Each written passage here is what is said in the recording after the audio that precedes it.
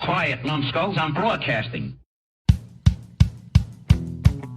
This here is a true story about crossing the pond at night in the world's smallest cockpit on the tanker through the weather.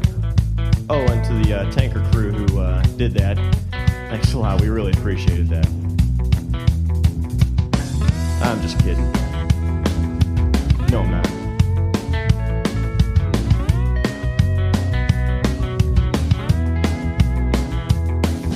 Well, there I was, crossing the pond, and you could see that I wasn't exactly fond. So there I was, 9:15 in the morning, driving down the interstate, going with the flow of traffic, looking at the clock. It said 9:15, and I thought to myself, man, I'm going to be right on time.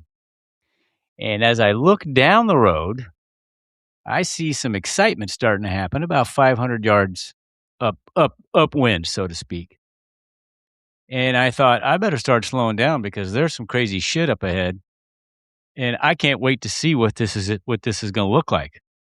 And just as I had that thought, I got hit from behind by a Peterbilt doing, I don't know how fast, but it was the most violent thing I've ever experienced. It drove me forward into another tractor trailer and squished my 2500 GMC truck up like a, I don't know, piece of aluminum foil.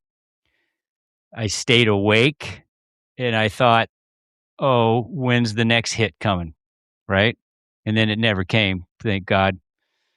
And I'm here to talk about it. I mean, I'm still alive and breathing. I got some significant injuries to the left side of my face, but other than that, dude, I am in the fight.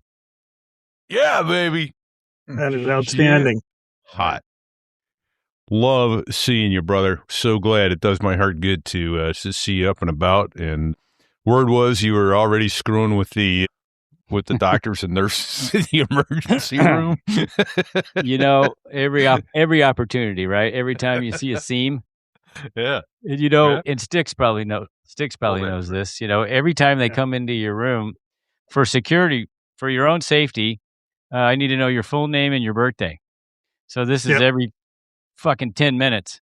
So I'm out of surgery and I'm all loopy and I'm not Charles Z. Newton anymore. You know, I'm Captain John T. Kirk of the Starship Enterprise. I'm everybody else but Charles E. Newton. They weren't having it. You know, they were done with me. They let me go the day after I got there. Like, you got to go home. I'm like, yes, I do. We had enough of your circus act already. Damn. Yeah. James T. Kirk. I'm James T. Kirk of the Starship Enterprise. Yeah. Well, tell us some of the good news about your medical prognosis, man. All right. Here's the good news. I actually had a appointment today. It was 2 weeks after my initial appointment after the surgery, which was a week after the surgery. But my surgeon's a female. She's really sharp. And she still didn't say, let's go ahead and fit you for a prosthetic eye. That's the things that she didn't say. So I got another surgery scheduled for a week away. And they're going to drain more blood out of my eye. I currently have no vision in my left eye. They're going to drain the blood out of it. They can't find the lens. They think the lens is probably still in the front seat of my truck. And my iris is detached. It's somewhere inside my eyeball. Right now, it just looks like I got a giant pupil. I don't know if you can see that. It just looks like I got a giant pupil. Case of the willies. Yeah, I know. Yeah. And, You know, I work in an emergency room, Fig, and I got to be honest with you. Like, eyeballs are my kryptonite. Yeah. I can handle poop, pee, vomit, blood, guts, anything else. Give me an eyeball, and I'm looking for the door. I got real nice. My nose was about a half inch this way when I initially looked in the mirror, in the rearview mirror. I could see the inside of my eye. I had a big gash going from here down to here. You know, which it's a head injury, so there's blood everywhere. But when I looked, and I was like, I don't understand why I can't see out of my left eye. And when I looked in the mirror and I was looking into my left eye, I thought, fuck, that's bad. And I said, I'm not looking at that shit anymore. Right? Quit looking. It's only Yeah, I got to quit looking. I quit looking. was going to say your nose actually looks better from where it was before. Yeah, I was in the hotel room moving my nose back and forth, and everybody was like, "Stop touching your nose! Stop fucking touching your nose!" So I guess when I stopped touching it, it was pretty straight. I went to see the plastic surgeon, I guess about a week and a half ago, and he says, your nose is pretty straight, and the nasal passages are pretty straight. So I mean, let's let it go. Come back and see me 3 months. So my eye, all these bones right here were shattered. And so eventually I'm going to have a mesh or something put in there so my eye sits up and is the same size as my other eye. Wow. Or I just wear a patch. I get the Nick Fury patch and call it good. There you go. Man. Wow. Hey, but you know what? There's more than one-eyed pilot, and I'm pretty sure I can be one. So there you go. I'm still in the fight, bro. Yeah. Even if I'm not in the fight, I still got a lot of fight in me. Fantastic. Great to talk. Shit hot. Glad you're back, brother. Glad you're back. It's good to be back. I'm going to bag out because my energy level is still kind of low, but I really appreciate you guys carrying on without me. Glad you stopped in. So yep. Everybody keep sending your prayers to Fig and his family. We're going to get full healing for him. Thank you to everyone who's reached out to me. So many listeners have sent me emails and text messages with prayers, and it's very humbling. Thank you. Awesome. We love you, Fig. I love you. We do, man. We love you, brother. Thank you. And thank God you're here. So. I'm out. All right, my friend. God bless. Be well. Chat with you soon. All right. Well, sorry to do this to you, Larry. How about a so there I was from you? How's that for a following act? Sorry, that was a dick move on our part. Didn't mean to do that to you, but yeah, none of mine will hold a candle to. Yeah, right. Wow. Not that I ever want one to. Wow. Right. Bingo. That's amazing. So there I was. This is, you can tell I'm kind of old. So this is back in 1980 in August. And I'm working off the back of the Cutter Dallas. All my favorite times flying were when I was working with the Cutter, flying off the flight deck in my trusty H-52. And we're down Straits of Florida on the Cuban boat lift. And the way the Coast Guard was working, that, we enforce laws. And so anybody who was heading south towards Cuba to pick up people, well, they were going to be smuggling people into the U.S. So our job was to intercept them and bring them back. Once they got down there and got people, well, then our mission was SAR, get them back safely, and then somebody would seize the boat, that kind of thing. Anyway, so we're in the Dallas. The other thing was, sorry, I'm giving you too many details here, but the Navy was helping us big time down there. But because of Posse Comitatus, they were the 24th parallel, goes about halfway between Key West and Havana. So the Navy's working north of 24, we're working south. So we're way down south. And Cutter launches me. I'm solo in an H-52. You could go solo, which is kind of fun. And flying about 10, 15 miles ahead of the ship. And I see a southbounder. But we're starting to get towards the 12-mile limit for Cuba. And this is August. Now, it didn't say, if any of you were alive back then, early in the Cuban boat lift, we had some of our H-3 copters were deployed down. We all worked out of Key West. It was wonderful. Everybody seeing each other.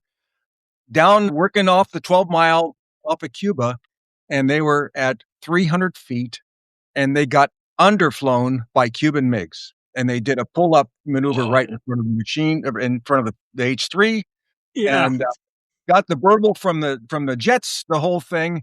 It was a huge international incident. What the hell is Fidel doing? That kind of thing. Anyway, that's all I had in my mind. Okay, so we're getting down to 12, and I called back to the ship, and the captain says, "Go get him." Roger that. And so by the time I got to him, he was at 8 miles out. And I'm looking up, and I can see the skyline on the beach at Havana in front of me. And I'm also looking for, MiGs. Okay, I'm only at 50 feet. I don't want any MiGs underflying me at 50 feet. So anyway, looking over the thing, and he says, "No, once you get this guy, we want to get him." So this is, again, H-52. We had enough power just about to be able to get out of our own way. Top speed of 109. That's downhill pushing. We did 80. Okay, so that's a big time. But at least we could hover. Some of you jet jocks there, at least we could hover. I could hover. Okay, all right, then you're saying your F-35, you can hover. Yeah, but you can't hoist. Well, right? I was a Harrier, but yeah, we couldn't hoist. Yeah, But Harriers can't hoist, Yeah, we could move mud though. Yeah. Anyway, All so right. how am I going to stop this guy? I could yell out the window, stop, or I'll say stop again. Yeah, That'll- exactly. So anyway, I got down low and I decided, hey, I got me some rotor wash.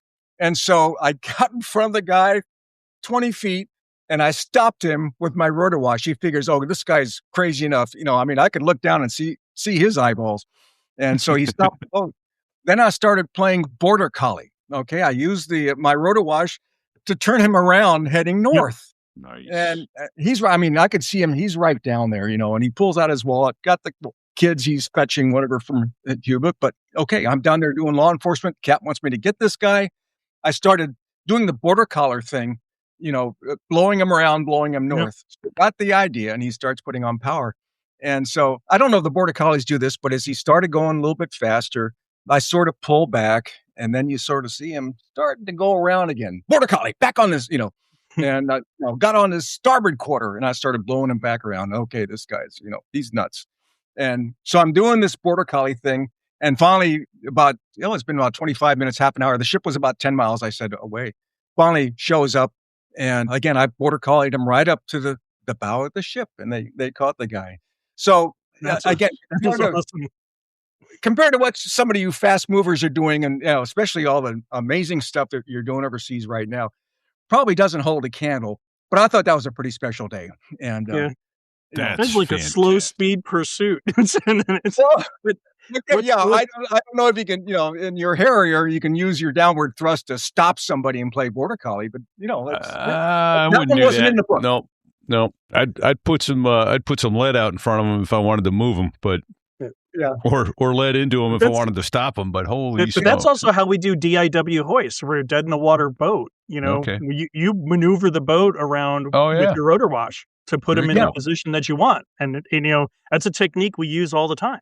That's right, but that boat is probably a little more willing to let you blow him around, and you didn't have to do the border collie thing, Anyway, there you go. So fantastic. All right. That's high excitement, for a coastie pilot. There you go. Yeah. There you go. Well, greetings, everyone. We're now a few minutes in, but that's a two-so there I was. So you got a twofer this week. Repeat here, coming to you back home in New Hampshire with, you heard from our co-host Fig, who bagged out, and got my other co-host here tonight. Sticks, where you at, man? I'm back in New Hampshire. I've been here actually the last time we were up in Canada, not too long ago, but all right. And we are welcoming aboard Larry Hall from the United States Coast Guard. Fantastic. Who did not start out his life flying rotors down in the Cuban waters. So how is it that you became interested, first of all, in aviation? And we have another first tonight on So There I Was, in that he is our first bear. Is that the Coast Guard Academy Bears? Yeah. I'll confess to that. Actually, what do you go to college for? To get a good job. Girls and beer? Oh. Although when I went there, I was the baby of my class. I had turned 17 2 weeks before I reported into the academy. Wow. So it was a right long time before I was starting to drink beer. And, a lot of it was after graduating. Yeah. Sure. It was 2 weeks after I graduated that I turned 21. And I did have a little bit of beer before that. I'll tell you that. That's awesome. Not too much.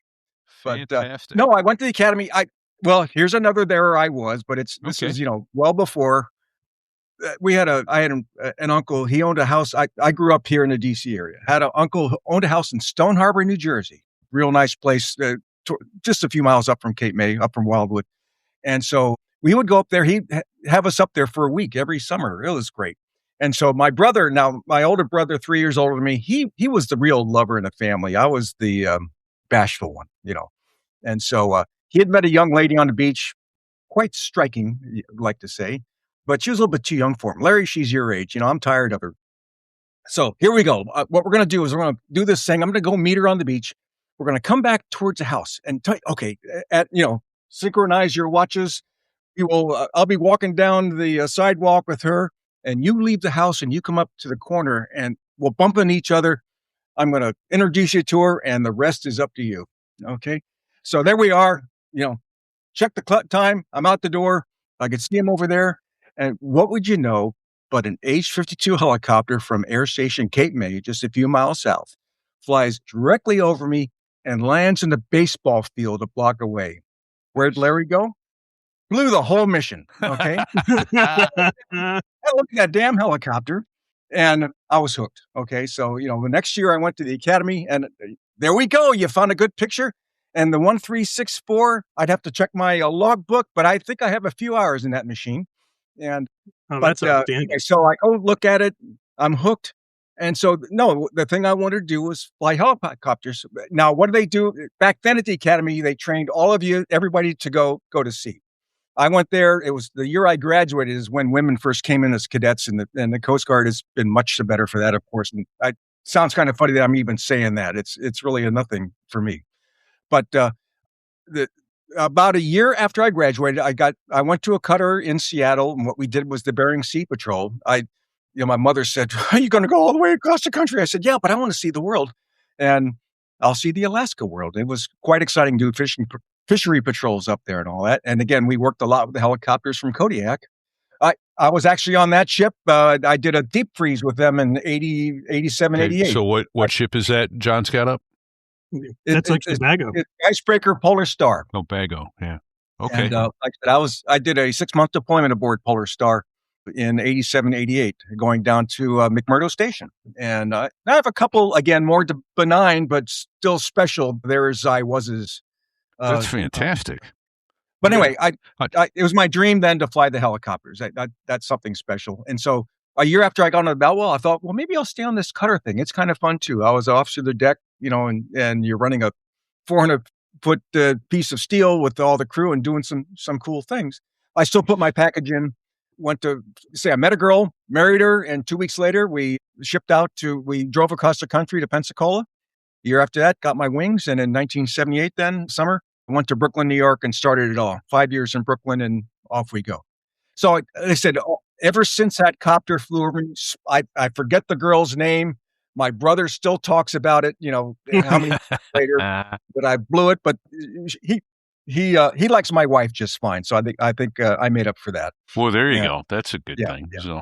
So typical pilots, right? When you're in the airplane, you're talking about women and stuff, and you get out in the civilian world and you're drinking beer. So you're in the airplane, you're talking about beer and women. You get out in the bar and you're talking about flying. So yeah, there you go. The airplane takes your total attention when you're not in it. It's what you want to do. Exactly. Yeah. So that's talk fantastic. a little bit about life at the Coast Guard Academy. What was that like? What was your first day like? It's 7. Man, that's young. It was a little bit busy, a little bit busy. And, that's, they call it swab summer. At Annapolis, they call them plebes, but swab summer there. And your life isn't your own, but again, and you learn how to make lots of chins and do the whole thing and bounce the quarter up your bed and, or rack, using that military talk, and, your floor that's already been waxed a bazillion times by generations before. Well, you're going to wax it, at least twice a week after that. But, for me, again, I can't think of the word, but I'm always a lifelong learner, and I want to learn from everything, experience all this new stuff.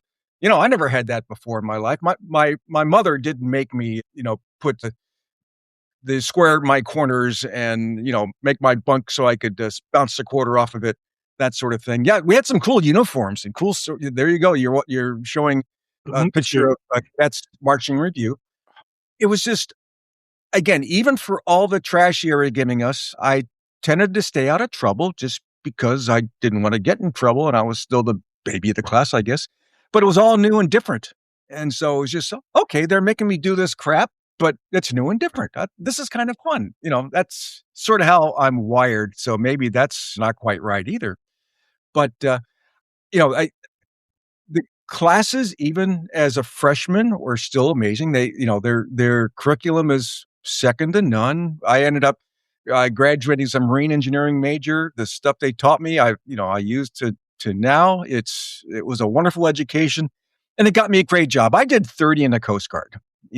That's and awesome. it's just amazing. And to tell you the truth, then my second career, most of the stuff I did, I was the first coastie my company in Alexandria, Virginia hired, and I did a lot of work for the Coast Guard. And then now in retirement, my goal is to avoid the rocker on the front porch, because once that happens, it's game over, right? You got to keep doing it. Sure they're firing. What? So by accident, I ended up getting in touch with the historian's office at Coast Guard headquarters. And now I volunteer 3 days a week for the Coast Guard historian, 2 days at their warehouse where they keep their artifacts for museum stuff. And actually 1 day a week at the historian's office on the campus there at headquarters. And I've done everything from sweep up and run the elevators to chairing a panel at the McMullen Naval History Symposium in Annapolis for the Coast Guard and doing everything in between. And so I think it's going to be a long, long time before I end up on the front porch there. Well, fantastic. Where is that museum in case anyone wants to go? Well, it's not a museum. It's just a warehouse where we keep the stuff. But actually, since you bring it up, the Coast Guard is building a museum in New London, about 1.5 miles from the Academy. And they hope to open next August 4th, which is Coast Guard Day in 27. Oh, that's awesome. Yeah. And we need to do a show from down there. Yeah. I mean, and as the warehouse that keeps all the artifacts, the museum people, staff, they're a different function at headquarters, but they're our main customer. And we work a lot with them, It was interesting. I worked with the Cape May Ferry, the Port Authority down there when I was at Air Station Atlantic City. Yeah. And they approached us about putting in a display for the Coast Guard that ran all summer long. So I worked with the historian's office to actually pull together a bunch of different things from the Coast Guard in there, all the way up to having a full life-size mannequin dressed out in a flight suit with a knee board and the standard gear that we wear. So it was actually pretty cool because it was fun to work with the historian office and pull all of that together and actually really feature, what it is that the Coast Guard does, and give people a little bit of an insight as to what's it actually look like when you're strapping into a helicopter. So. Oh, it's wonderful, and I work there enough. I do homework too. I'm a computer geek and do all kinds of stuff on the computer. I give them about 1 FTE of work a year, even though I only work at the places 3 days a week, and I'm the only. And they treat me as one of the help. I mean, I'm a full member of the staff, that kind of thing, and I'm the only blue suit, so to speak, who works on the staff. So when they come up with something, you probably figured all right away that I'm pretty good at bending ears. I'm world class, I've been told. Well, that's why I'm here. Yeah. And so I give them the blue suit version of stuff, and they keep coming. I guess I'm making them happy because they keep coming back to me, and they haven't told me to go home yet. Well, that's good. But and I seem to be of the right generation of folks that whenever somebody donates an artifact to us, or I also work with the archivists, so working with archives, it's uncanny. Well, that person, we used to work together. They work for me. I work for them. I flew with that person, whatever it is. And, when we get an artifact in, oh yeah, I work with him in, 95. Oh, not again, Larry, and so But it's a small world, aviation. And I imagine, Coast Guard aviation, as you guys talked about last week, is the smallest of the military, paramilitary aviation. Oh, which reminds me, okay, that's what I forgot to write it down. You used the term posse comitatus earlier. Can you explain to folks exactly what that is and why the Coast Guard is sometimes military, sometimes not? Well, the Coast Guard, the military roots go all the way back to 1790. And I'm sorry, Pete, were you Navy or you're Marine, right? Marines, yeah. Okay, so it's Department of the Navy, the men's department.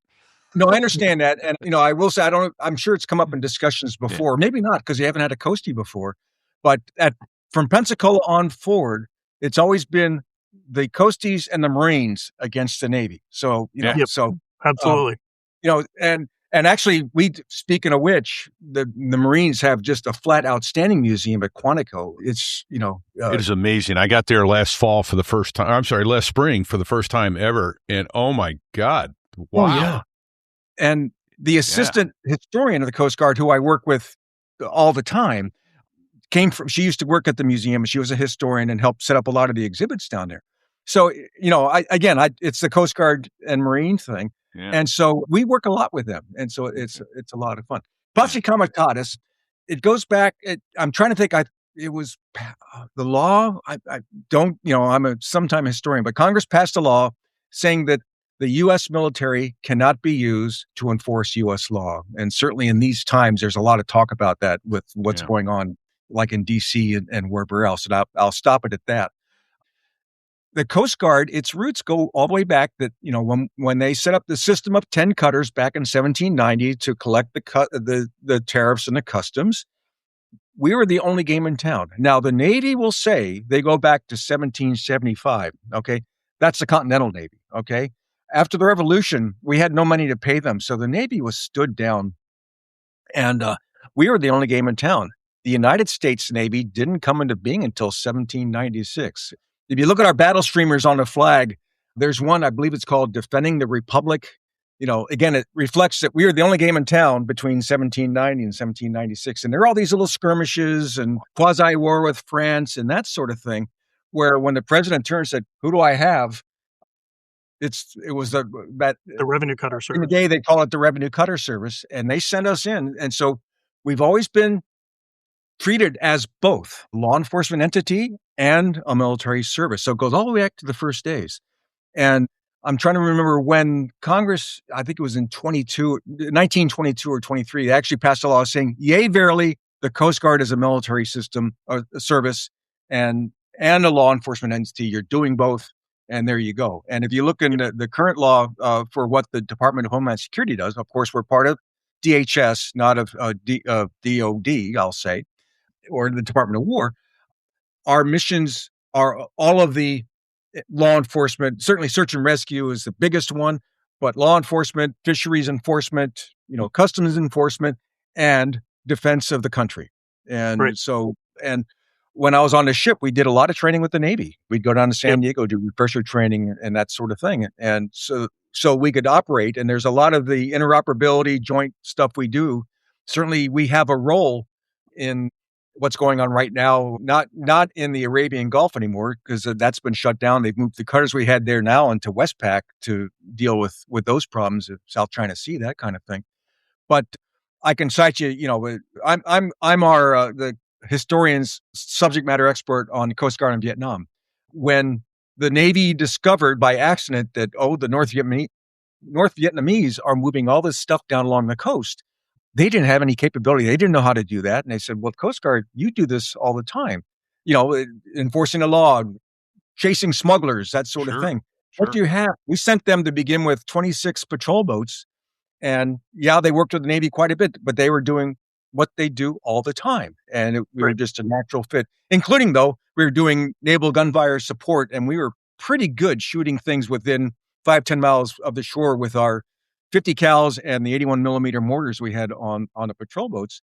And so for that close-in mission, the interdiction and all that, we were doing what we've always done, and we ended up plugging an essential hole in Navy's coverage, and it was the look-up Operation Market Time, and the Coast Guard had a huge role in Market Time. Oh, absolutely. I'm sorry, I'm bending your ears again. Yeah, and this is why when you go to define the Coast Guard, or we ask for a definition of the Coast Guard, it's the hard nucleus about which the Navy forms in a time of crisis.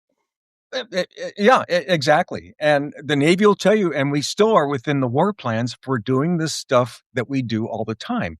We still have to train often with the Navy just to get that joint thing, the interoperability, and to make sure we can shoot and hit what we're trying to shoot for. But as it turned out, in Vietnam, we were pretty good shooters. And actually later on, when the Navy had to send, they had radar picket destroyers that were working in the next layer out from the interdiction. They wanted to redeploy them more to up towards Taiwan and all. And so they said, "Coast Guard, can you send some of your high endurance cutters over?" And we did that too. We actually sent 5 to begin with that never came home. They were turned over to the Vietnamese when we left. but we rotated in the high endurance cutters, and they were pretty damn fine. There you got the bib shooting bullets there in Vietnam, and we could lay some pretty good 5-inch fire on target, when needed, called in by Army or Marine folks that were pinned down, on shore. And that picture that Bago had up, that was about a 400-foot ship? That one is 311 feet. Exactly.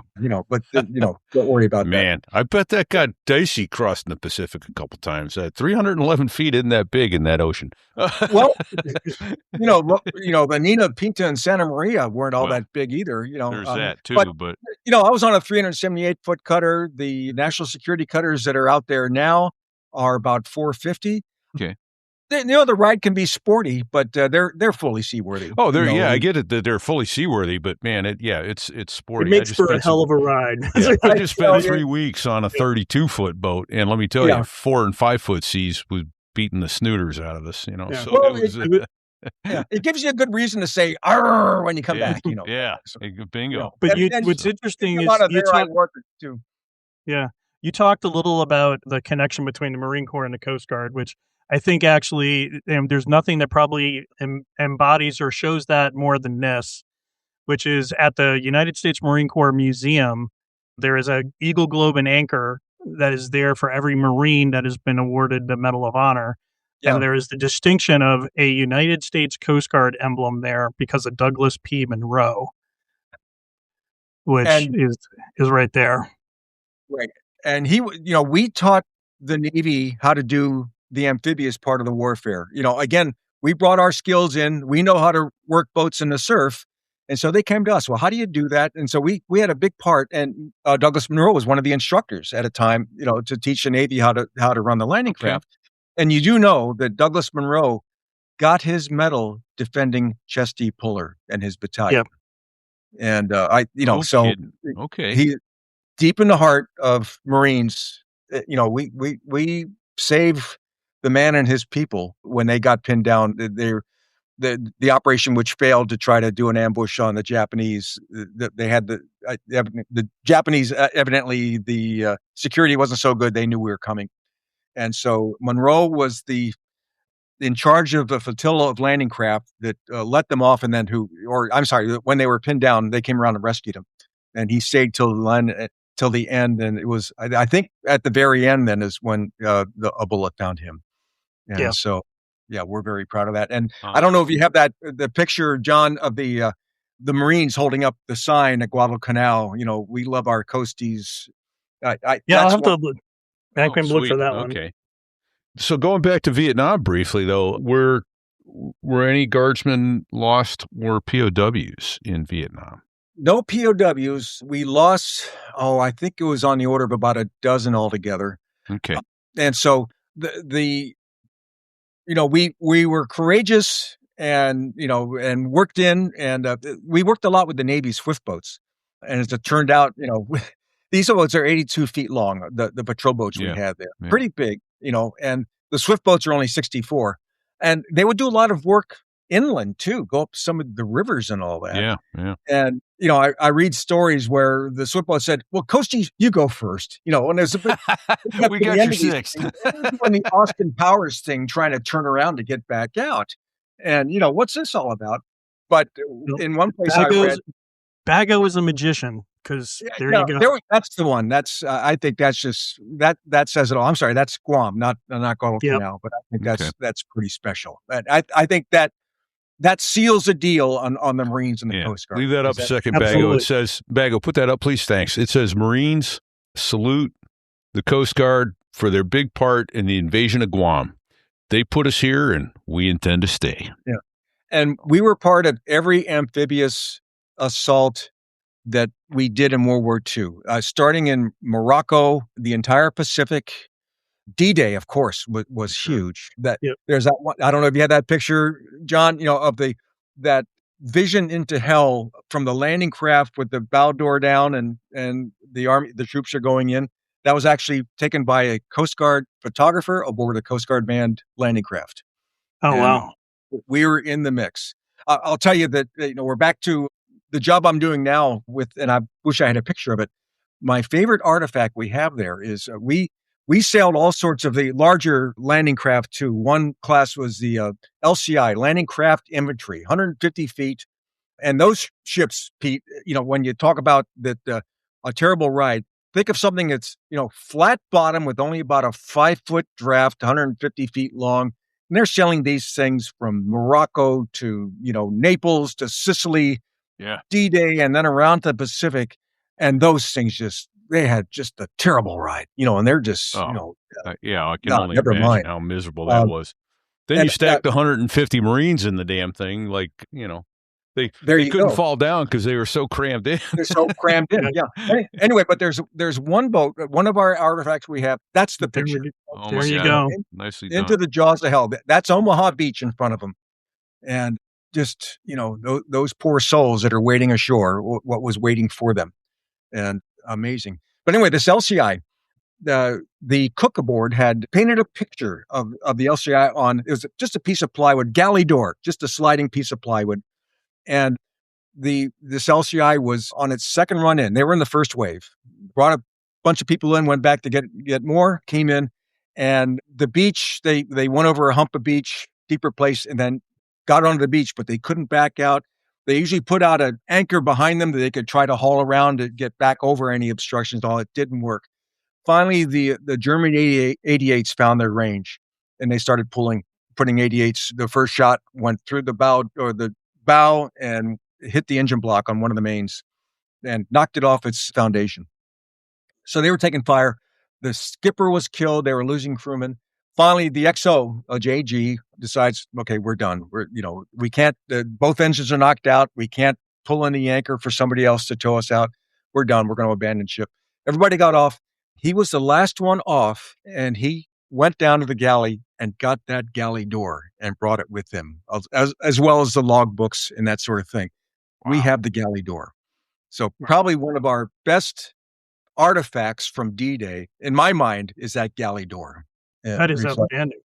Repeat, and I don't know if you picked up on this, but he said, the CO gets killed, the XO, who's a JG. Yeah. So how many, military units are out there where the CO of a unit is either a lieutenant, maybe a lieutenant junior grade? And this is actually a hallmark of the Coast Guard that, when you have your 110 patrol boats or, these smaller boats will actually have, even in some cases, a non-commissioned officer is actually the OIC or the officer in charge of the unit. And you don't find that in other military services. No, exactly. I will say, though, that the Marine Corps does do small unit leadership. So, absolutely. Commanders, but yeah, I mean, you've got first lieutenants and captains with command time, real command time, which is awesome. All of those patrol boats that went to Vietnam, all of them had JGs as COs. Yeah. And they, independent ops, they're speaking for the Coast Guard where they go. Amazing stuff. And that's a nice picture you got of an LCI. So the cool thing about that is that independent ops is a big deal. It really multiplies our force effectiveness because they aren't having to turn around and wait for word and orders from higher headquarters to go, do we breathe in now or do we breathe out? What do you want us to do next? And they're able to adapt and flex and be where they need to be. It's an impressive asset to our military structure. And to fast forward just a few years, take a look at Hurricane Katrina. Why was the Coast Guard as effective as it was during Katrina? And that's because we pushed the leadership decisions down to the very bottom, or to the where the unit leader is, and let them make the decisions. And we, as Nasty says, my job is to provide guidance and remove barriers and get out of the way. I think back to the Cuban boat lift, and that's, I come back to Key West and I said, well, maybe I shouldn't have gone to flight school because these JGs on these patrol boats are just going down, catching people, fetching people, whatever, and coming back. And they're, they'll report to higher up the chain that, okay, this is what we're doing. Roger that. Keep on going. You're doing fine. But as you say, to this day, that's one of our hallmarks is we've trained you. We've taught you, we told you what the rules are, just go out and do it and acquit yourself well and you're doing fine. Yeah. Yeah, exactly. Let's talk a little more aviation stuff here, because you've got some pretty cool experience. Like you've been like a treasure trove of stories and information. But so let's talk Coast Guard Air Station Brooklyn, which actually doesn't even exist anymore. No, And it was the Oh, cool yeah. thing, like you and I Is talked that where the about, Canarsie VOR is out there? I Is that can just check. west of JFK? So it's at Floyd Bennett Field, and it it's was a just west of JFK. Oh, okay. Yeah. And Yeah, I've yeah. So actually that's been when there. we fly It's- over that. When we would do the VOR approach into JFK, we'd fly right over that closed Coast Guard station. Yeah, Canarsie. And Yeah, it was yeah. kind of fun when I was there. I was there 78 to 83, and that's when they were still flying the Concorde. And Yeah. they'd bring the Concorde in on that Canarsie approach. What it is actually they fly over the nav aid near us, Yeah. and then they pick up a set of the lights strobe on top light. of the hotels. On top of the hotels and Yep. on top of the garbage dump Yep. there. And it's a No curving birds flying approach. around there. Yeah, you follow the rabbit all the way around the curving approach Yeah. until you get to the end of the runway. Line up it's on, a 13 on approach. 13 left. And Yeah. and we that we'd hear the airplane fly over, and it's kind of quiet because he's on low power. And then he gets to the end of the runway. You look. Okay, he's still there. And then you hear something that sounds like thunder. Okay, he's adding power to make the landing. And I think with the Concorde, when it took off, it did not move away from the Earth. The Earth moved away from it. Yeah. I've got a quick story about that, actually. So one morning, I'm in line taxiing out to take where everyone's taking off on 3-1 left out of Kennedy, and there's a parallel taxiway that you go taxi down to the end of the runway, and I'm probably 10 or 12 jets back in line on the taxiway, and the Concorde throttled up. I'm in the right seat of a DC-10. As he went by, I couldn't read my flight instruments because they were vibrating so much, they were blurred. I'm like, oh my God. And it was the loudest thing I ever heard inside the cockpit of another airplane. Well, they would, on those days, if he's taking off then on the 31s, again, they make that same curving departure over the garbage dump and over Floyd Bennett. We couldn't hear ourselves talk when that thing went overhead. Oh, yeah, it was amazing. And what a beautiful machine it was. It really was a graceful, beautiful airplane. But it was not quiet. So I would love for you to paint because Coast Guard, the Air Station Brooklyn doesn't exist anymore. The NYPD have kind of taken it over. But having been to Floyd Bennett and, and also to Cape May before they closed it and actually demolished it, it had a feel that was very unique, that I think is kind of true to almost all Coast Guard air stations. It's got that old, almost like, imagine World War II with a hangar out in the middle of somewhere with, aircraft and pilots hanging around. And it's sort of, so I want us to, if you could, I want you to take us there and give us an idea of what did Coast Guard Air Station Brooklyn feel like? What was it like going there? Well, first you got to remember it's in New York. Okay. Right. And, and I'm sorry, I'm sure you have New Yorkers that are listening or, watching this podcast. But I stayed there 5 years. I ended up and we lived on most of the people stationed at the air station and any unit in New York. That's when we still owned Governor's Island, and we gave Governor's Island up, I think it was in '96, and now the city and the Park Service jointly own it. But when I got there, they didn't have housing, so we lived out in Garden City, Long Island. So again, wherever you are, you're in the middle of New Yorkers. And 5 years we were there. I'd like to think that after 5 years, and all the New Yorkers listening to this are probably just laughing. I said, I'd like to think that I could pass when I was all done. Now, here we are, 45 years later, and a lot of it's worn off. I think I can still say New York, and my name was Larry Hall, that kind of thing. But the New Yorkers are sort of legendary for how they drive and all that. And I used to say, well, they drove their boats the same way they drove their cars. Yes, they do. So we had no lack of business, but we had the big stuff too. The whole New York complex, Jersey City and Newark, and where the big ships that come in, the container ships. So we'd be watching that, but the small boats, they're all the time, collisions and, they're getting in trouble one way or another. But we still had the stuff offshore, the fishing boats and the large ships. So we had plenty of business to do.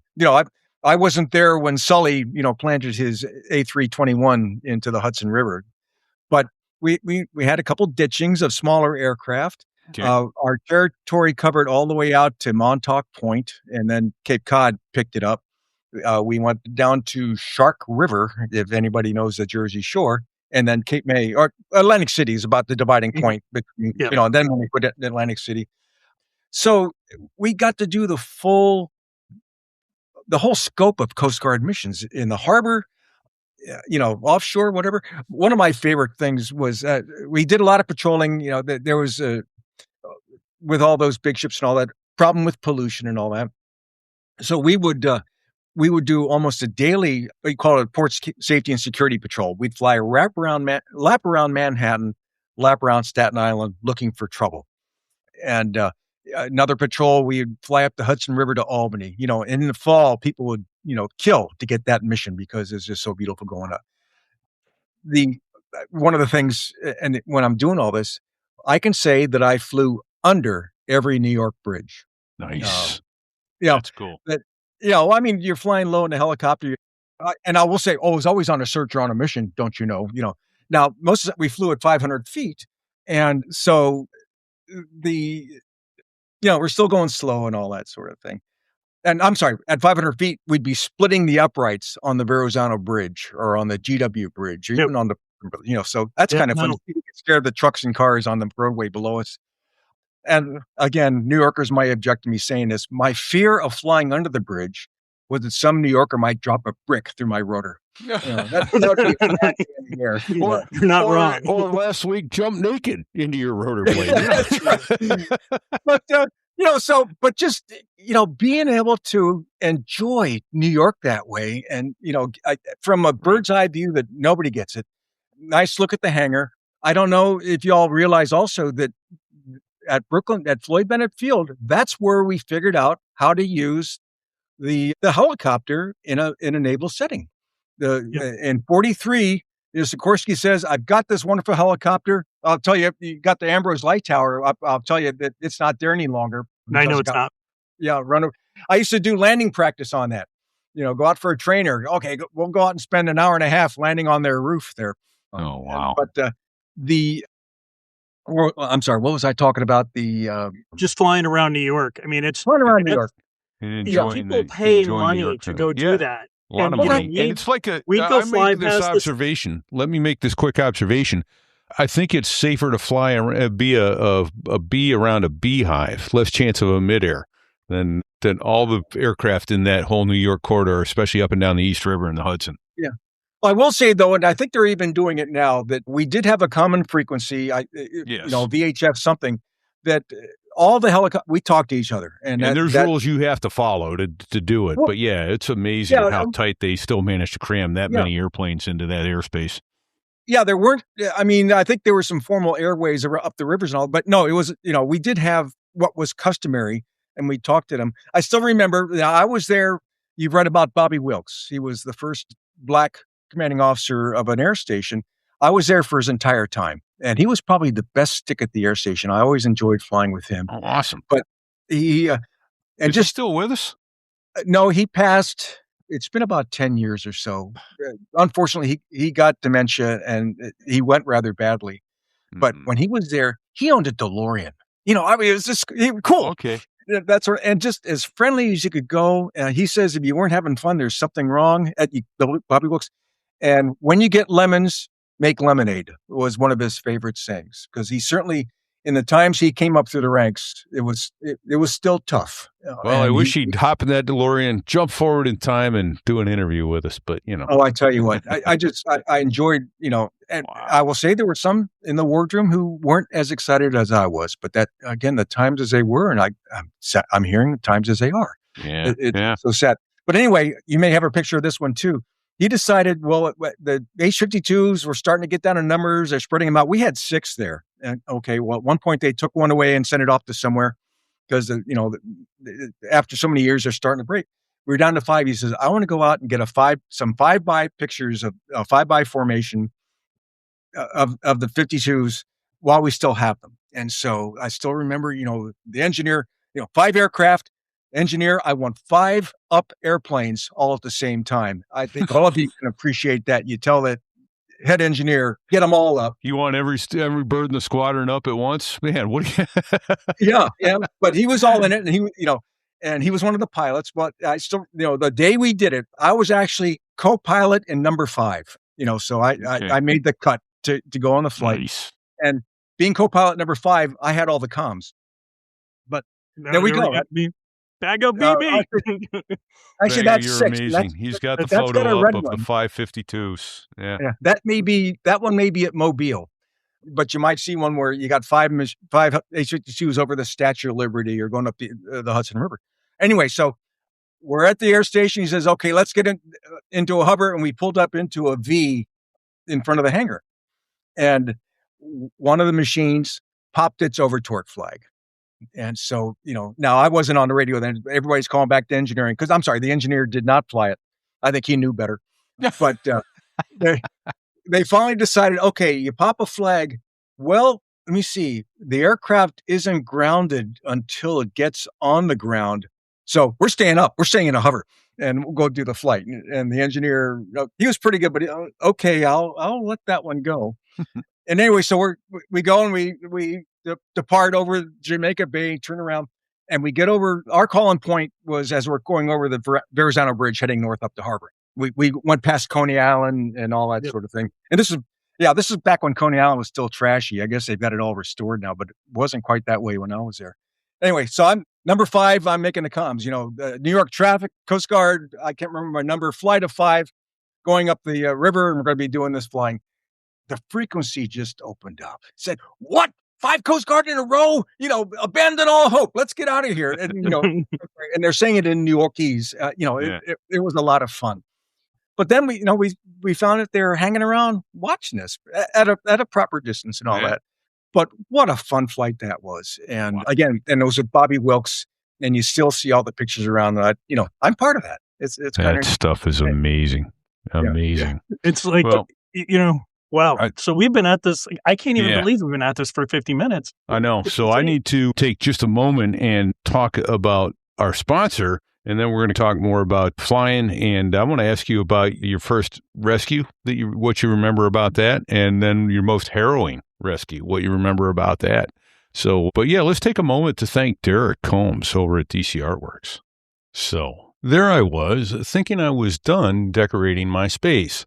Turns out I was just under-equipped, because once you see what DCArtworks.net can do, blank walls start to feel like a personal failure. Our newest sponsor is American-made, veteran-owned, and run by Derek, who builds metal art the way aircraft parts should be built. Start with precision, finish with craftsmanship, and don't cut corners you can't see. Every piece begins as a CNC-cut hardened steel, and that means laser-precise shapes, clean lines, and zero guesswork. Then Derek or his team hand-finish every piece, which is why no two are ever identical. This is not mass production. This is controlled excellence. And if you're wondering how custom they really are, here's the number, 95%. 95% of what DC Artworks produces is built specifically for someone who said, here's my idea.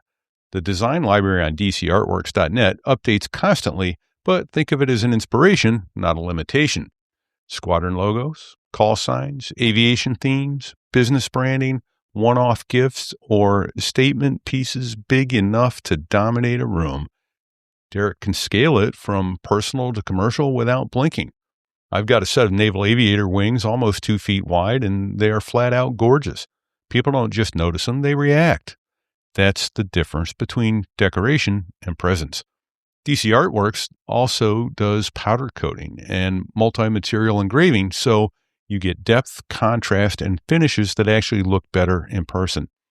He's a military GPC vendor, offers bulk and repeat discounts, and is consistently one of the best priced options for this level of work. And because you're a So There I Was listener, there's a permanent perk for you. Go to DCArtworks.net, Use code STIW and get 20% off every order forever, even if another discount is already applied. So here's the play.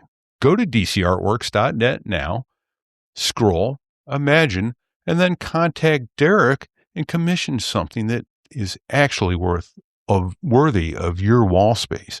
Because once you picture it hanging there on your wall, you're already committed. And thanks to dcartworks.net for sponsoring this episode. Derek is an amazing artist. So thank you, Derek, for continuing to sponsor us. And let me tell you, I have 2 big pieces and some glasses that my son gave me for Father's Day from Derek. And I just absolutely love that stuff. So you cannot go wrong with his products. So yeah, Larry, when you finished flight school, how long was it before your first actual real life rescue? It was about 3 or 4 months. I got my wings in June, and then I'm trying to think. Then they sent me to Mobile, Alabama. That's where the Coast Guard's training center is, and I had to take a 7-week transition course for flying the 52. We have down there, simulators like anybody in the business has. Back in my day, though, they were, the windscreens were painted gray. We didn't have all the visuals and all that, but the airplane acted like it should, and the controls are all there. We just flew, a lot of instrument time and never broke out at the bottom. I don't know why.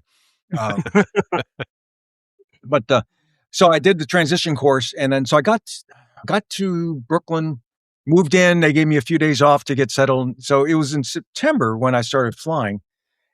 You asked me, remember my first SAR case? I frankly can't, because we fly so much SAR that really it's a blur. I'll tell you that I'm sure that probably my second or third flight was SAR, because we had among the highest SAR count in the Coast Guard, just because of all the activity around New York, the major harbor, all the medevacs, all the people who run into each other, drive their boats badly, that kind of thing. But I can't remember the first one. And I joked to John when we were talking about coming on here, and I said, well, I never had duty on the right night. I've written up people for air muddles and DFC and all that, but I never got one myself because I never had duty on the right night. I have saved my own life several times when the helicopter didn't want to bring me home. So I can talk about that. But I will talk about one, and it's in the notes I gave you. When I was at Savannah, I was an 04, and I was the senior instructor pilot and flight examiner. Well, Charlie Ray, he was a nugget JG fresh out of high school, or he came here out of flight school, sorry. And he later he was the vice commandant of the Coast Guard, a 4-star between 2020 and 2024. But back then he was a JG nugget. And so it came time for him to upgrade to aircraft commander. Well, I flew him on his final night boat check ride for aircraft commander. And there he is. You got a nice picture of Charlie. What an amazing person he is. And I can't talk Arkansas, but he's from, I think it's Newport, Arkansas. Okay. And when he wanted to, he could talk like down home person, whatever, but he's brilliant. He made captain 2 years ahead of everybody else. There he ended up being the vice commandant, just an amazing fellow. But anyway, here we are back in JG time, and he flew a wonderful check ride. And I said, you're good to go. We'll just sign off your syllabus, and ops and captain will sign you okay. Well, now most of the time, when we stood 1 and 3, 1 and 4 duty. So my wife hated that because she never could make a calendar, schedule. Is it 1 and 3 or 1 and 4 at occasional port and starboard, depending on who was sick, lame, or lazy, and as opposed to deploying for long times like you did, Pete, I'm sure. And but we were also the duty crew. So, the duty trainer, I went out and did his check ride, night boat trainer. So we're doing the hoist. 52 was also had a boat haul. So we would do water landings. But the problem is with boat haul, the old H3 had it also, but you couldn't land it in anything more than about a 4 or 5 foot sea. Otherwise it'd get very dicey. Yeah. And if you remember from the Perfect Storm, case where what's the Marine Electric that ended up sinking at the opening of the Chesapeake Bay. Our H3 from East City just sat there and watched the boat sink because they couldn't land in the water. I can't remember what the issues were. Well, it was moving too much to be able to hoist it either. Yeah. And so that's when we came up.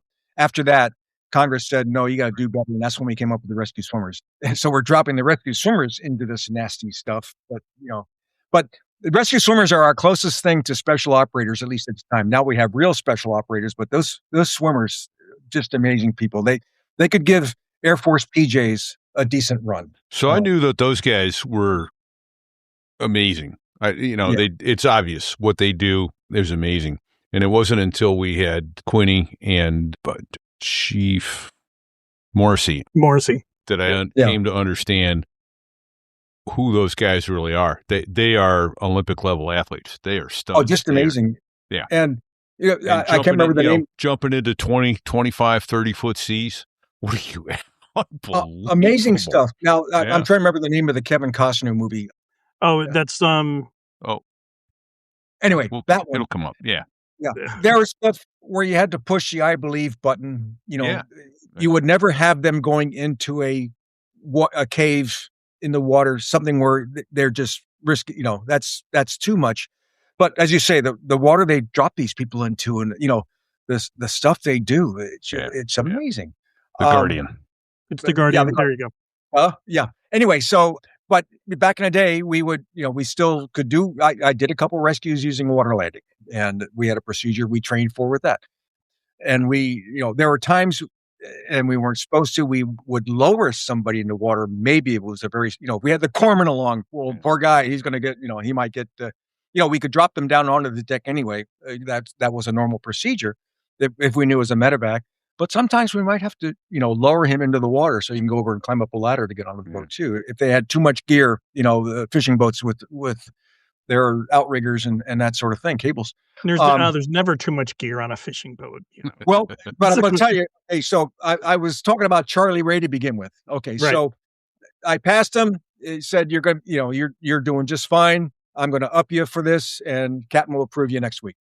So 2 a.m, we get a call out. Okay, so we're up, and it was a trawler 30 or 40 miles offshore that was taking on water. Okay, off we go. And Charlie said, "Where do you want me?" "You're in the right seat.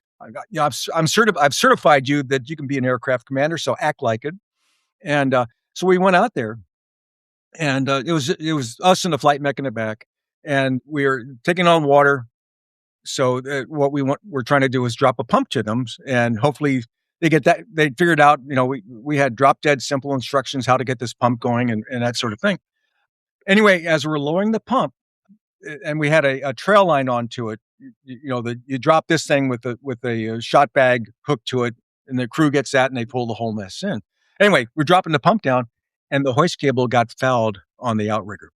Only time in my career, and that we end up, it's who's to the shear switch first, and because you got to shear the hoist. It's not a fun time. It's not a fun time on a leash from a boat. It's just it can wreck. It doesn't end well. Doesn't end well.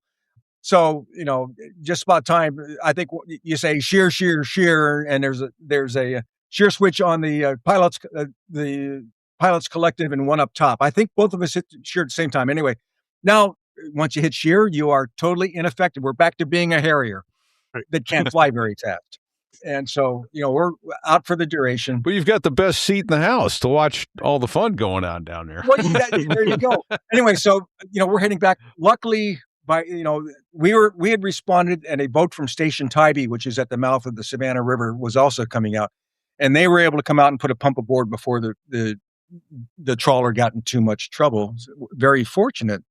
But, I was talking... Actually, I didn't tell you, my son was also a Coast Guard aviator. He retired with 20 in 2021. Okay. And he had, as a staffer at headquarters, he had done business with Charlie. He worked for him when Charlie was the Pacific Area Commander, and Russ was on the staff out there.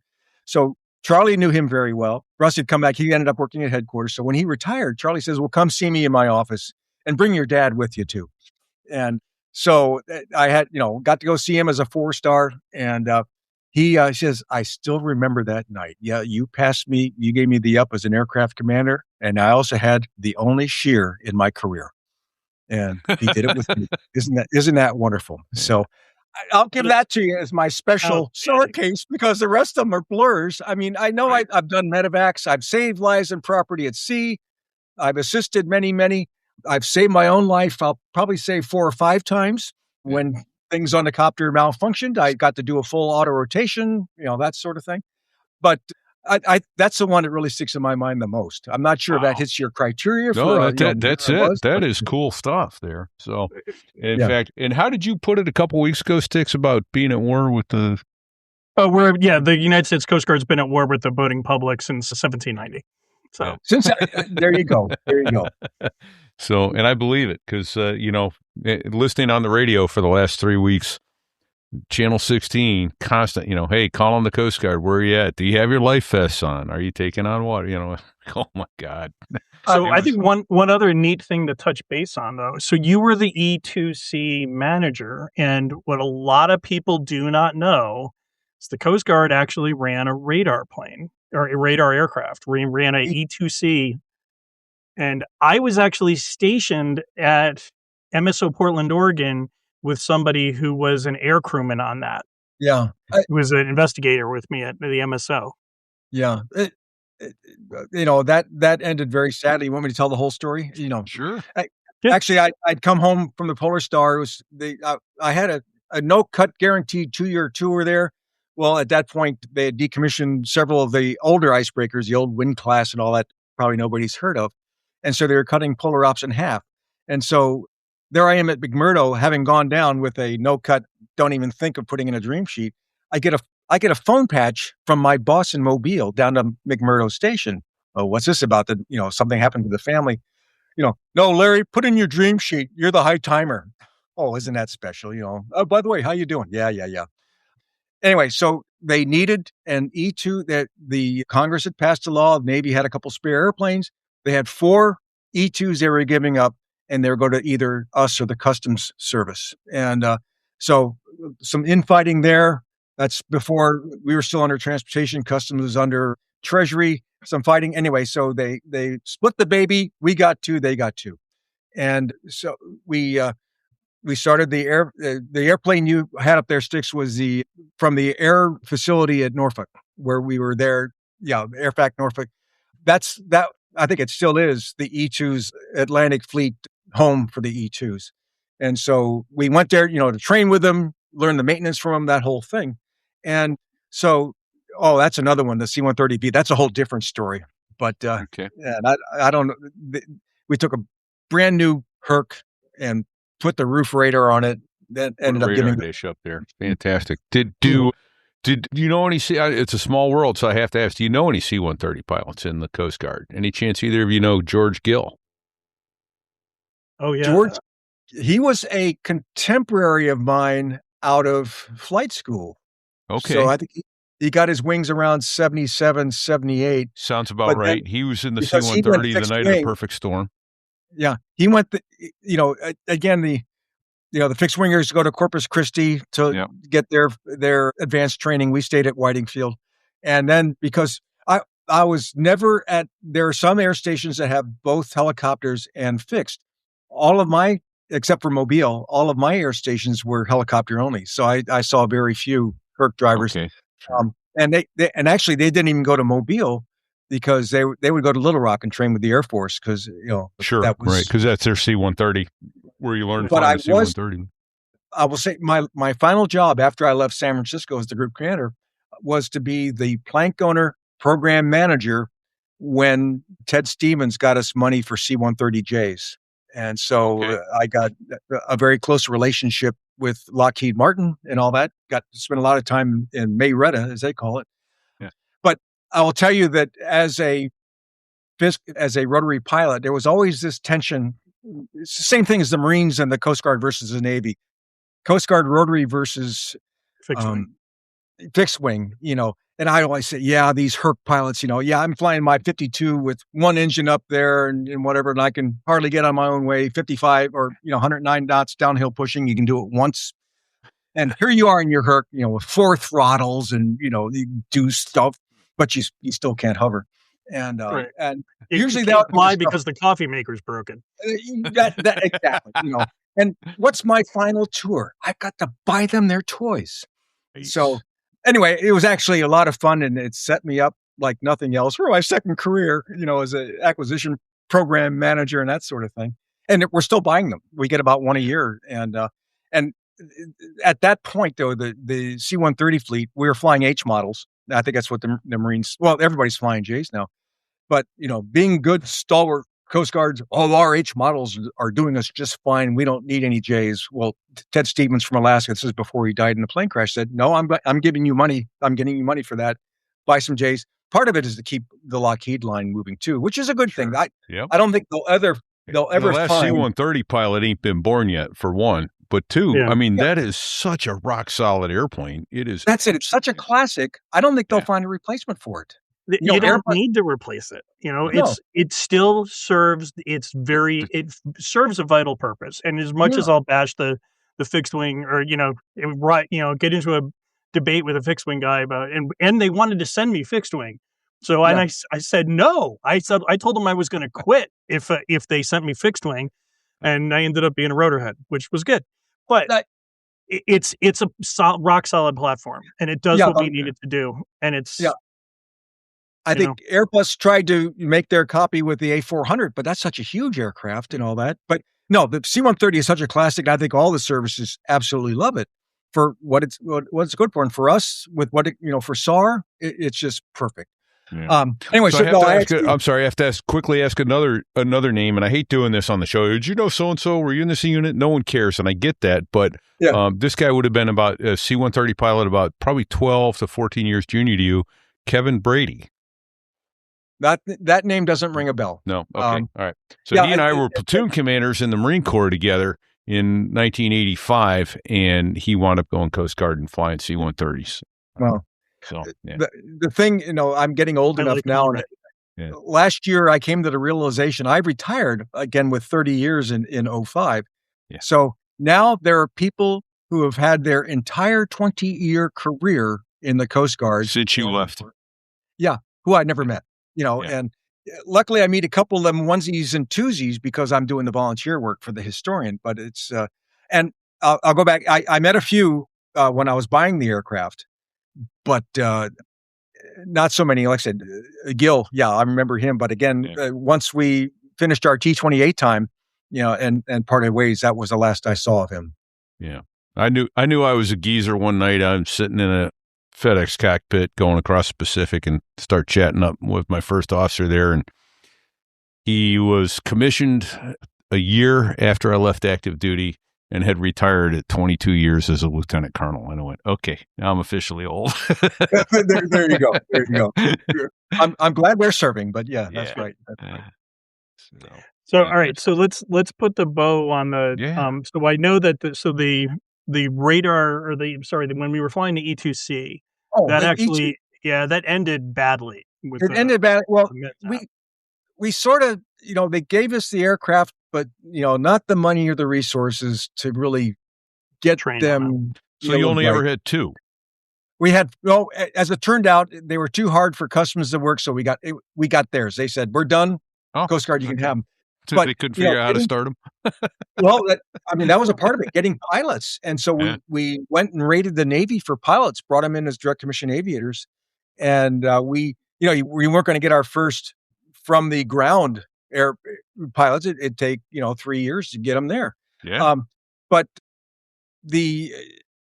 we didn't have many qualified aircraft commanders. They were all first pilots, and and this was Admiral Yost was the one who liked them so much. And let's get these out there, get these out here. We need to be doing the mission the president's expecting, that sort of thing. So I think we deployed them too early. The other thing is, I don't want to burn this bridge, but one thing the Coast Guard is so proud of is we do the overhauls. Our Air Logistics Center in Elizabeth City, I think it's all of our maintenance that do the overhauls and whatever. We weren't so confident in the aircraft that would go through the line with the Navy, and I'll leave it at that. I don't know why the engineers didn't like it, But as it turned out, we sent an aircraft down on deployment down to Puerto Rico, and they went out and coming back from a mission. They ended up getting a wing fire in the wing root of the aircraft. Ooh. 2 first pilots flying it with one in the back, and they passed San Juan International Airport with a wing fire going on. With evidently they told on the radio, we want to go to Rosie Roads because we think they have better fire response capability. So they flew past San Juan International, and 5 miles out from Rosie, the fire ate through the skin, and the aircraft went down. I'm sorry, we had 2 in the back. Lost a crew of 4 in the aircraft, and the mission went away. Shortly after that, Congress said, "No, you're done. Give the airplanes back." And at what they were able to do on analysis, I don't know how or why. That was, I was just in 04 running the program out of the aviation division, that it was from a mistake made during PDM, during overhaul, and had to do with the fuel lines in the wing root. And I guess the fuel lines certainly are complex because of the folding wings and the whole thing, but something wasn't put back together right. And it wasn't something, since it's in a wing root, center wing section, that we would not find on regular Coast Guard maintenance. So, the conclusion is made, no, these are too hard for us to operate. The mission was popular, but not really so. I mean, it was months after that. Then they shut down Air Station St. Augustine. They'd moved to St. Augustine just months before that. But everything was shut down, and they decommissioned the air station. Awfully sad. And I think we were trying to do it too fast.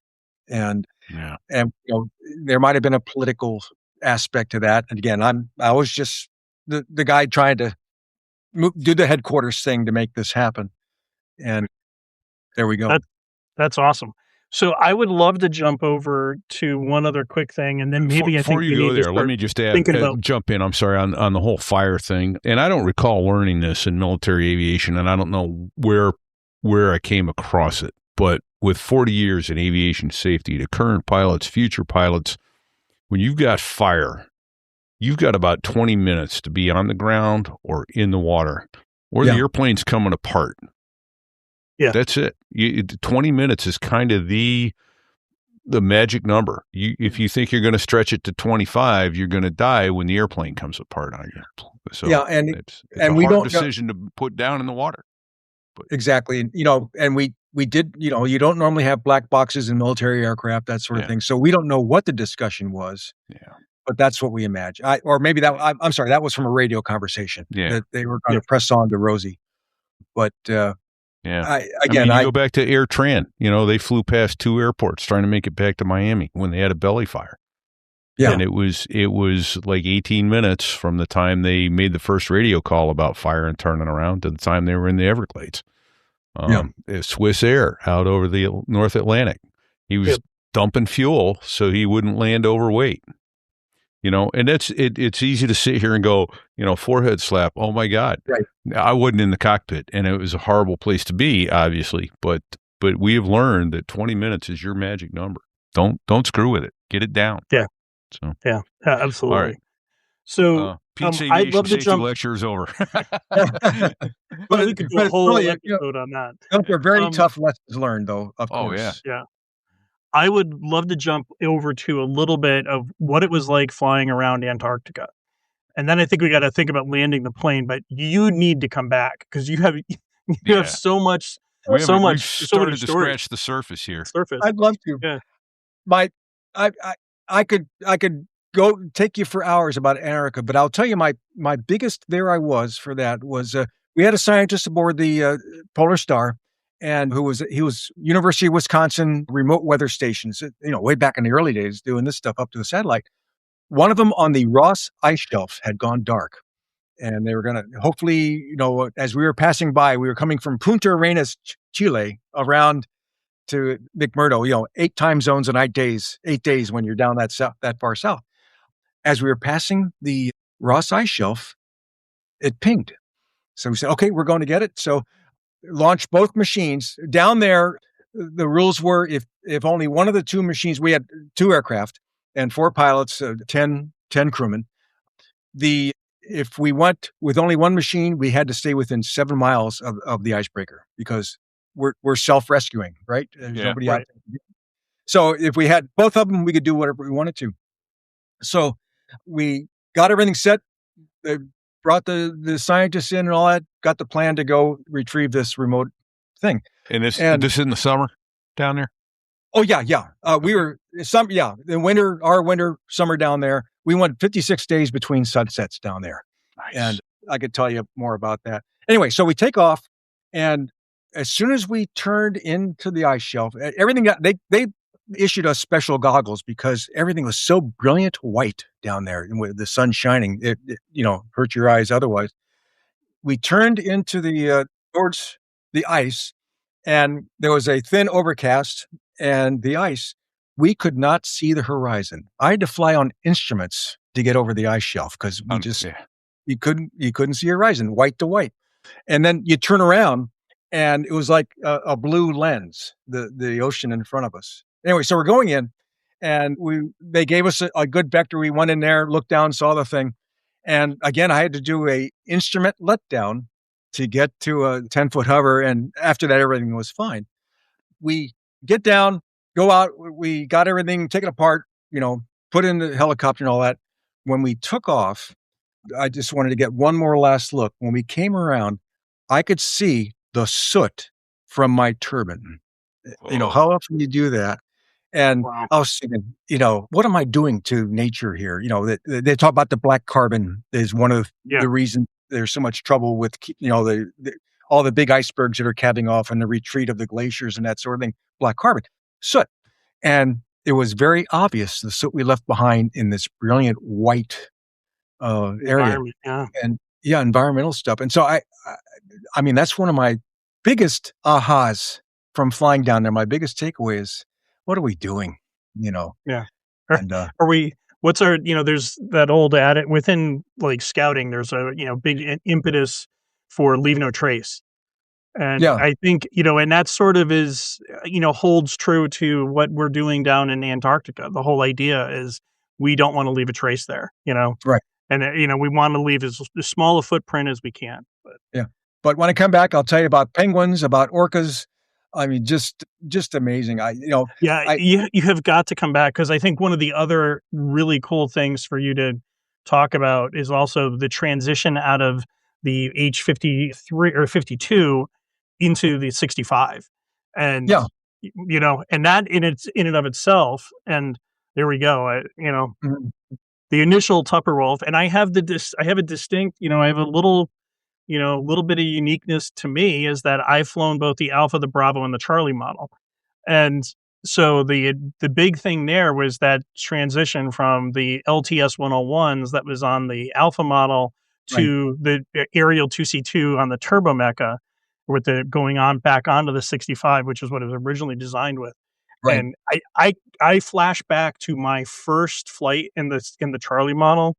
And you know what it was like in the Alpha, because you pull pitch and you're like, all right, we're already like we're about ready to over torque and we're just taking off for our initial mission. But it was still just flat amazing how much power we had compared to the 52. I just and that's what. So we need to definitely get you back and talk about that. But I remember pulling pitch, doing this vertical climb. We're going through 2,500 feet. I still haven't even hit more than 88% on the main gearbox. And we're still rocketing through 2,500 feet. And I'm like, oh, this is a helicopter. So that's like, exactly. Oh, with the turbo mechas for sure. But is it with flying an aircraft that's underpowered? And this is what the Coast Guard, I think, is also really well known for, is just we become experts on power management, how to actually get into and successfully complete a mission and push it towards what are the limits of what this aircraft can do. And we become pretty damn savvy at that. And I think, again, I think we were so good because we didn't know the difference. I mean, we didn't know any of the day. Yeah. You just do what you got to do, and we want you home again when it's all done. So this is, I fully agree with you. Yeah. And I think, to put a bow on this, I can repeat, you correct me. I mean, I'll leave it to you, but I think this is what makes, our United States Coast Guard as naval aviators this is why I think the Coast Guard has the reputation that it does, because I'm so proud to say that I did that job. Granted, I didn't do a full 30 years, but it's okay. Mhm. But I'll put it very this way. fortunate that I was able to get there though to 30. Just that's Yeah. a lot of promotion gates, a lot of stuff, and I feel very lucky, very lucky. I'll put it this way. When I was in the basic school, the Marine Corps had oversold flight contracts. They had too many pilot prospects with not enough room to put them all through flight school. And one of the options they gave us was to go to the Navy. And I had a long conversation with a couple of people about, I want to be a Marine pilot, not a Navy pilot. And someone said, they wear the same wings. And I went, oh, yeah, they do. And I came to realize that somewhere along the line that's a big deal. We all wear the same wings. Mm-hmm. We've been through the same forging process to become the aviators that we are. And I liken it to a master's degree of education. The time it takes to get through naval aviation flight training and pin those gold wings on your chest, it's a professional education that takes thousands of hours of study to get there. It's not something that one does because they think, I'd like to try that. So no, it's I think a big one deal. other thing too. I'm sorry. Go ahead. Okay, but Styx, you had your Marine safety tours before you went to flight school. Pete, you had at least your basic school. Every Marine, a rifleman, that whole thing. You knew how the grunts did what. Yeah, in fact, I did 2 years, actually almost 3 years as a ground officer before I went to flight school. I was in Hawk Missiles, so yeah. There you go. And I know exactly where you're going. Yeah, I spent 2 years as a deck officer aboard a cutter. We know how the fleet lives. And I think that made us all better aviators because we knew about what we were supporting. Those who learn how to salute and then go straight to Pensacola, I think it's unfortunate for them. And they're even sending half a dozen folks from the academy. They're going straight to Pensacola on graduation. I think they're missing a great opportunity for knowledge and interoperability, all that stuff. Absolutely. And, if you ask me to vote for it, I'd do that. And I think, we have 3 votes here of why that we were better aviators because we knew who we were supporting. We knew what they were up to. I resented it at the time, but it made me I had a much better appreciation for how the Marines that supported us, even as pilots in the squadron, were living and working and what they were doing. That they level didn't of have maturity, the glamorous life. The level of maturity that you bring to flight school at that point is also huge. And that's, there's, I was out in the fleet, and, the way that I always looked at it and thought about it every day when I was putting the flight suit on and going to class or going to go do a flight, the Coast Guard's already made the decision that they're going to make me an aviator, so it wasn't like I had to prove myself as an officer, because I've already done that. Whereas but you still have to pass a gate in order to get. No, absolutely. Yeah. But you still, in that it's a different mindset. And I think when you walk into a brief and you're dealing with an instructor, you've both been out in the fleet one way or another. And, I think there's a certain degree of maturity that I think you bring, especially also you're going to study better or harder because you don't want to fail. It's sort of I think it's a very different mindset. But. Right. I would agree with that. So, well, sadly, the time has come. We do need to land the airplane. So, Larry, I want to say thank you for your service. Thank you for my freedom. Thank you for everything you've done to contribute to the Coast Guard, to this country. I know you hung your ass out there many a night when it was in question whether or not you'd come back. And a lot of people don't do that. And that's a big damn deal. Thank you. Thank you. Yeah. Yeah.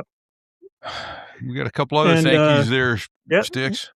Yeah. Well, we need to actually also thank Dave Hamilton over at Backbeat Media. Yeah. He's the guy that gives us the bandwidth to put this whole thing together. Without him, it might be a little bit of a different story. But Absolutely. So definitely thanks to Dave there. Yep. And Dave's actually got a couple shows I'll mention. The Mac Geek Gab, which I co-host with him. The Gig Gab for working musicians. and The Business Brain for Entrepreneurs. Those are 3 of Dave's shows and they're excellent podcasts. So if you're looking for anything in those niches, look for one of Dave's shows. Absolutely. Yeah. And then we got DC Artworks. Yep, DC Artworks. Derek, who has sponsored us, man, amazing stuff. He's an artist. Yeah, no, he does some amazing stuff for us. We got another artist that helps us out a lot. There you go. Okay, there we go. Yeah, actually, so you got BDS Aviation, Brad Silcott. He BDS does Aviation some photography, right? And he does some amazing work and actually lets us use all of his photographs. And we've got the United States Coast Guard C-130. So nice machine. Yeah. Yep. We're so fortunate to have him that supports us. So, and, so Fig, I heard, been wearing a bikini while he's on his little I think he was hiatus. wearing one. I think he was wearing one when he was in his accident. Probably. Maybe that's what caused his accident. That's why they kicked his ass out of the hospital in a day. So, but we have a merch store, so you can check us out at sothereiwas.us/merch. And you may be talking to the guy that actually created the artwork, but if you got an idea, you want something to add, or you need we need a new graphics design, shoot me a line. I'll be more than happy to come up with a new one. Sure. And then you can take that over to dcartworks.net and have a big metal piece made out of it. Exactly. And then what about rating us there, Repeat?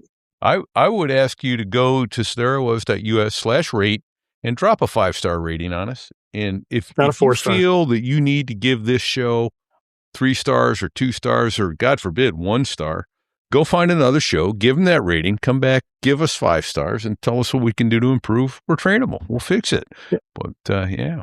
And then, of course, there's all those people who lack complete sense of financial responsibility and judgment and crack their wallets, and they throw us Venmo and Patreon and donor box. sothereiwas.us/Patreon, or just go to sothereiwas.us/donate, and that will take you to the page where you can choose how you want to donate, how you want to crack your wallet and hide your financial moves from your wife and your financial advisor, because, So, oh yeah. Then we got the 2 guys from the Air Force. Oh, those guys. Yeah. Those guys. Those gringos. Those gringos. The 2 guys that make the Air Force sound good. Excellent F-16 pilots. Fantastic musicians and great Americans both. And I really want them to write a song for the Coast Guard. There you go. Thank you, Trip and Snooze, for everything you've done for us. We are grateful every day and all the time for what you do and letting us use your music. So, I don't know. Any advice to the folks until next week, Sticks? Oh, don't sit on the collective. Don't do it.